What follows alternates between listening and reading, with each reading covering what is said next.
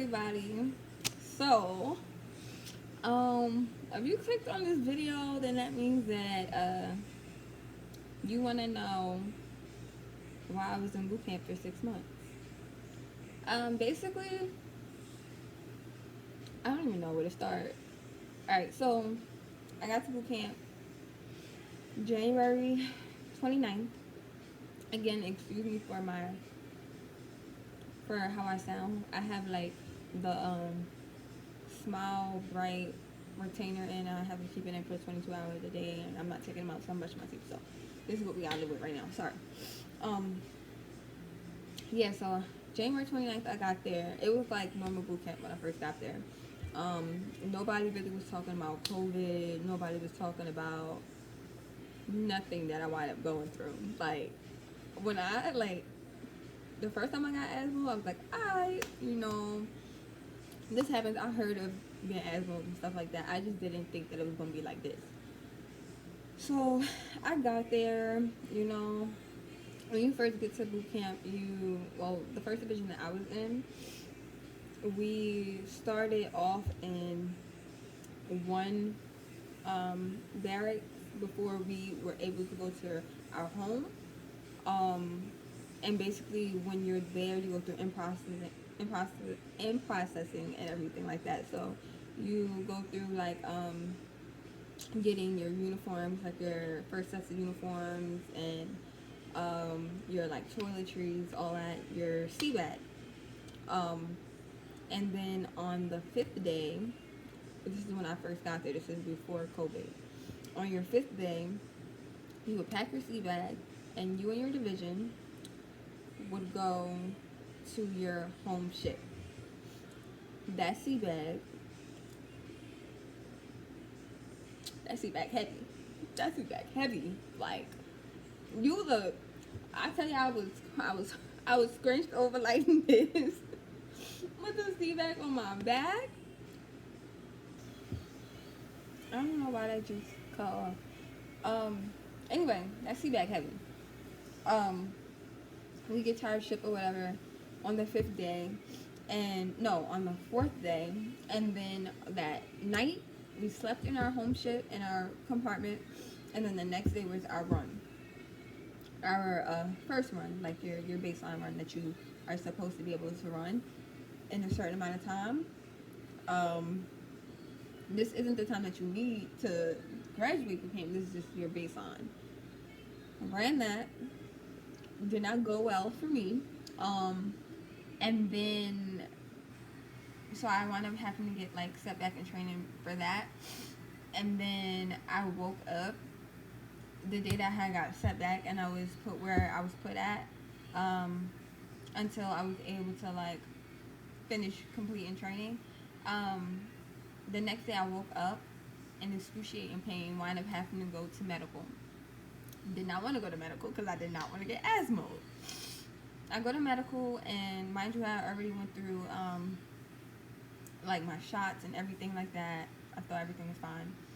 I go to medical, and they're like, yeah, we're gonna draw your blood, this, that, and third. So they draw my blood, and basically they tell me that, oh, you're anemic. And I was always told that because most females are anemic because that time of the month, and it was that time of the month for me. So I was like, not I didn't ever had a medical problem because of my period. You know what I mean? I had painful cramps, but nothing out of the ordinary. So they're like, we're gonna have to put you in RCU. That was the first time. I've been in RCU 2 times. So the first time I go to RCU, they're like, okay, you're gonna probably have to be here until March. They wanted to keep me in RCU for 3 months. When I tell you I cried, I was like, no. Luckily, I was able to get some appointments and stuff. I was only in RCU for a week. But by this time that I had went from my first division to RCU, I had already been in boot camp for almost I want to say 3 weeks at that point, because I was in there for a week and a half. And I had to go to the hospital and all this other stuff that I had to get checked up on. Which I'm grateful for, because I probably wouldn't have known what was going on with me had that not had happened. Um, so then I go through some more stuff, get Asmo'd again, um, and I'm going through what I'm going through, and then I get put into another division. So this is my second division now. I get put in division 180, and I'm in this division for the longest amount of time. So when I had came from the place that I was in holding at, right? I don't even really want to talk about that place. The place I was in holding at, to that division, it was now freaking, I think, March 18th or something like that. So I went to boot camp January 29th, and this entire time I was like in limbo basically until March 18th. Between this time, I also had to pass my baseline run. I was dealing with my medical issues and different things like that. So I passed my baseline run. I go into this division, and then COVID happens.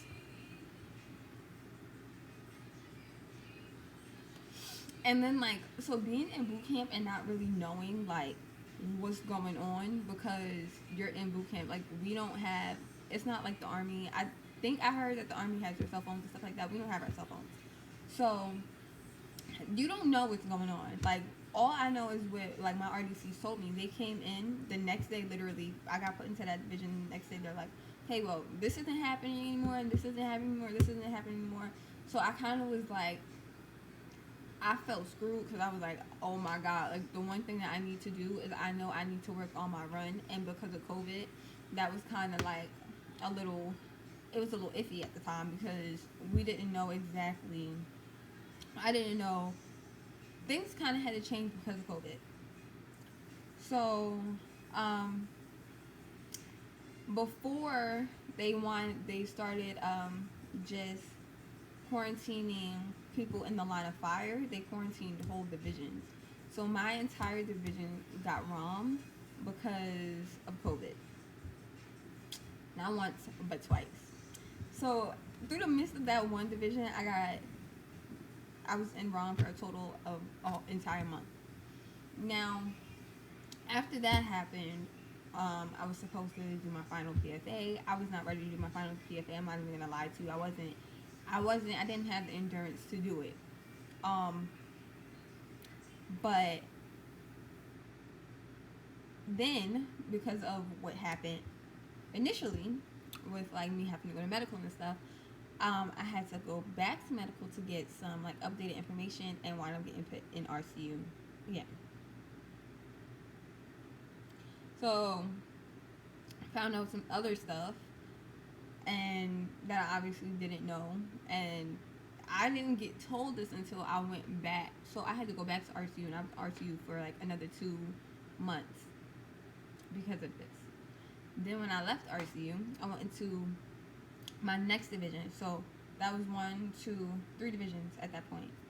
I went into my next division, and then I failed my run by 47 seconds. Now I was upset that I failed my run by 47 seconds, but I was like, all right, 47 seconds isn't that bad. Like, let me see if they'll like, if I'm allowed to do my run again, then I'm going to do my run again, and I'm going to graduate because I came here for a reason. I came here to graduate. I came here to be a sailor. So that's what I'm going to do. That's just the mindset that I had. Like, if I say that I'm going to do something, I'm going to do it, and nothing that nobody says to me is going to stop me from reaching that goal. So I get put into another division. And I passed. Like, when I tell y'all this story about, like, how I was so happy. Like, I was so happy. There was so much, like, I don't even remember running, like, a good, I want to say 4 laps. Because I literally, like, blacked out and just, like, kept going. But after the fact, I cried. I'm so dramatic, but yeah, I cried. And yeah, so I wound up passing, and I graduated on August 21st. But listen, COVID changed a lot of things. Because when I first got to boot camp, we weren't wearing masks. Like, I was started watching my second division, and the way that like even the racks, the compartments was set up was differently. Um, hold on, guys. Um, was differently. Um, and then like when COVID happened, like the last division that I went into, they had things set up at height line, like the cap, like in the galley, you sat according to your rack, just in case like somebody caught COVID, then like they wouldn't have to take the whole division, wouldn't have to get robbed. There would just be people within that line of fire. So that happened. The mask, the line of fire thing that happened. They changed a couple of things like within the training, but like not too much. Like after they, I guess, like figured out how to work through it. What else? But boot camp was, other than like the getting Asmo'd part, boot camp is actually really fun. I just recommend that like you know what's wrong with you medically before you come into boot camp, or and you, I would say you work out, but like it's not even the working out. Like just run. Like don't even focus on like strength building or like push-ups or anything like that. Focus on running. Oh, and swim. Make sure you know how to swim, cause that'll get you set back too. And like you don't want to be in RCU like me, or you don't want to get asthma. You don't want to be in boot camp for 6 months, because you know after a while it becomes not fun. Being there for the time that you're supposed to be there is fun. Like doing all of the training, learning different stuff. That stuff is fun. But yeah, that's basically it. That sounded not as interesting as I thought it was gonna sound. I've told this story a lot, so I've kind of condensed it at this point. Cause people always think, "Well, why were you there for 6 months?" And I'm like, "Well, let me tell you, this happened, this happened, this happened, this happened."